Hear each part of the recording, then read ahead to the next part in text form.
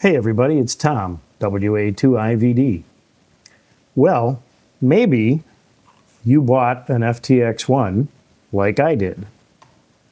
And maybe you bought the RT Systems programming software for the FTX-1 like I did. And then you recently updated your FTX-1 with some new firmware that Yaesu released. And you have to factory reset the radio, which erases all of your memories. And you figured, no big deal. I've got the programming software and I saved the file from when I programmed the memories. So I will just reload the memories. And you hooked up the radio. And when you did that, you saw this screen when it finished. Let's take a look at why that happens and how to fix it. All right, first things first, I'm assuming that you hooked everything up correctly when you went to program your radio. And that is, the RT system software tells you, use a 12-volt power supply. Do not use the built-in battery when you're going to program the radio. I think that's probably just to make sure that your radio doesn't die in the middle of it if the battery's not charged. And I think it actually will work with the battery, but I haven't tried it. So follow the instructions. And then second, you just need a USB-C cable that's plugged into your computer. And we're going to plug it into the USB port on the radio. So that's all there is for setting it up. Pretty straightforward. All right, we've got the radio plugged in to a power source. We've got the radio plugged into our laptop. I'm not going to go through installing or setting up the RT Systems software. They have pretty good documentation and it's pretty simple. But you've now brought up the RT Systems software for the FTX-1, and you're going to see a screen something like this. And if you have already programmed this radio in the past, it will come up with whatever the last file was that you used on the radio by default. And this is where your problem is if you've updated the firmware in the radio since the last time you programmed it. So I have new firmware in my radio, and this is an old file, and I'm going to tell it to go ahead and write this to the radio. So we're going to set up our communications, and let me just double check. And this is my Silicon Labs enhanced port, which should be the correct one. So I'm going to say communications, send data to radio. And it's going to tell me to insert it. It wants it at 38,400 BPS, which is where my radio is set. And I'm going to say OK. And it is starting to write data to the radio. And you really don't see anything on the radio at first. Toward the very end, you will see a few settings start to change on the radio screen. So we're just going to let this finish.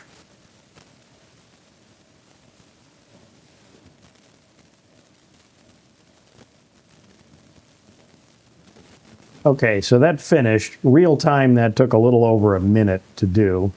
Now it comes up with this menu that says, turn the FTX-1 off and then back on to complete the process. And if you did not properly set the file up and follow the instructions in the RT Systems manual first, then you will have gotten a screen like this. And that's not a very comforting screen to see. So here's what happens. The reason you're getting that screen is because you've updated the firmware in your radio since the last time you programmed it. The first time you used the RT Systems software, the instructions tell you that it's very important that you download the configuration from the radio or download information from the radio first before you try to program the radio.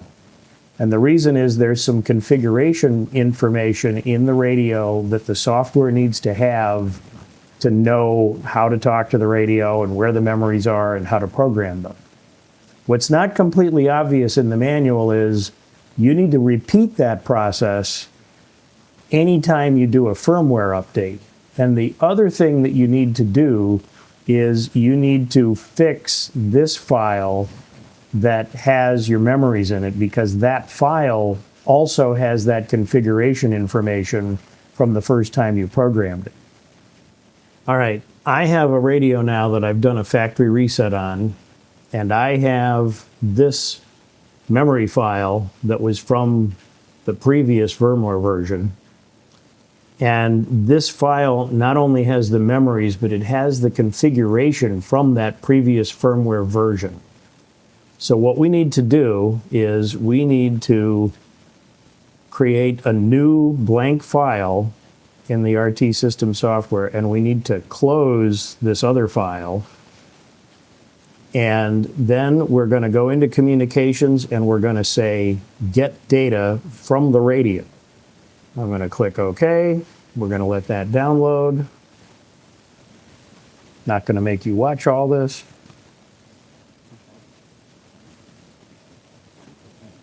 All right, so that finished loading all of the software, all of the memories and configuration from the radio. There's no memories because I've factory reset it. But this file now has the correct configuration data from the radio.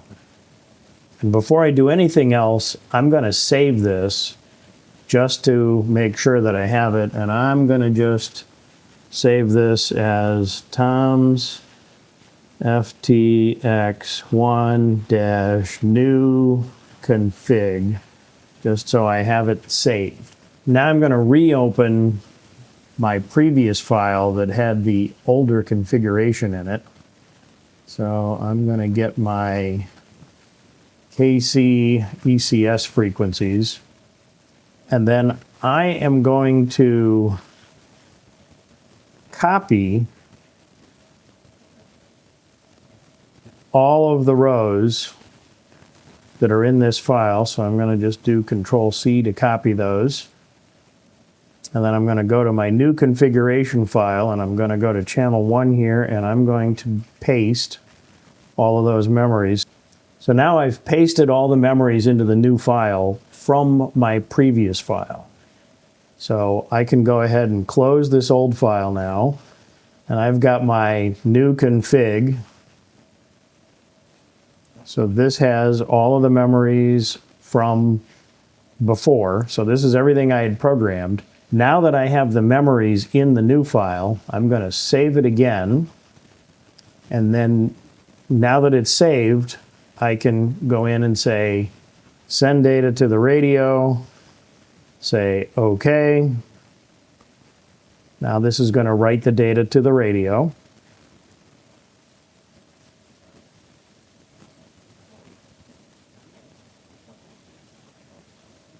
All right, that finished sending. It says turn the radio off and back on to complete the process. So we're going to turn the radio off. I'm going to turn it back on. I'm going to click OK over here. And now, if I go into memory mode, I should have all of my memories back, and I do. Now there's a few other settings on here that I need to change, like I'm going to change my spectrum scope screen back to the way I had it. So some of those things I didn't program. You can program some of those things. Actually, almost all of those with the RT system software also. If you go into the settings tab here, there's radio menu settings. And in addition to the memories, you can also program the display settings, operation settings, radio settings. All of these things you can program and save into the file, and it will reset all of those as well. I haven't done that here, but this should fix the problem if you're having trouble reprogramming the radio. I hope some of you found this helpful. Thanks for watching. As always, I'm Tom, WA2IVD, and this is Ham Radio A to Z.